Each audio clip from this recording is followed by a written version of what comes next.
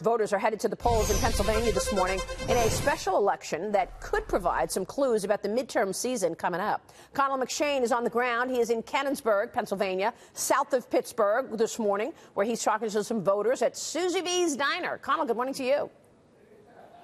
Good morning to you, Maria. Yeah, it's a fascinating race for so many reasons, which is why it's receiving so much national attention. If you know nothing else about the Pennsylvania 18th Congressional District, remember that Donald Trump, the president, won in this district by nearly 20 points the last go-around. However, the 33-year-old Democrat who's running against the Republican Rick Saccone here in this special election has done a good job, according to people close to his campaign, of connecting with many of the union members, rank-and-file union members, who went over and supported the president last time around. So the question here is going to be about turnout and who turns out to vote for who. So, as you say, we're out here talking to the people here ahead of the election. I have Clem having his breakfast and kind enough to take a minute away from it. He's down to the coffee now and stick around and talk to us.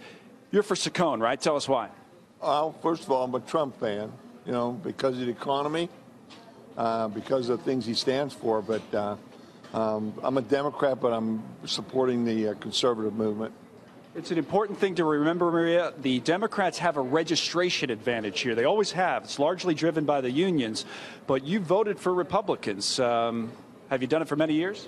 For a while, yes. Yes, for a while. I've been voting Republican, yes. And final thing, what do you think of the tariffs? These guys are talking about them all the time, the steel and aluminum tariffs. And is that having an effect on the race, do you think? Well, it's going to have an effect, but it's a great thing. It's a long coming. It started back in the 40s. We gave it away.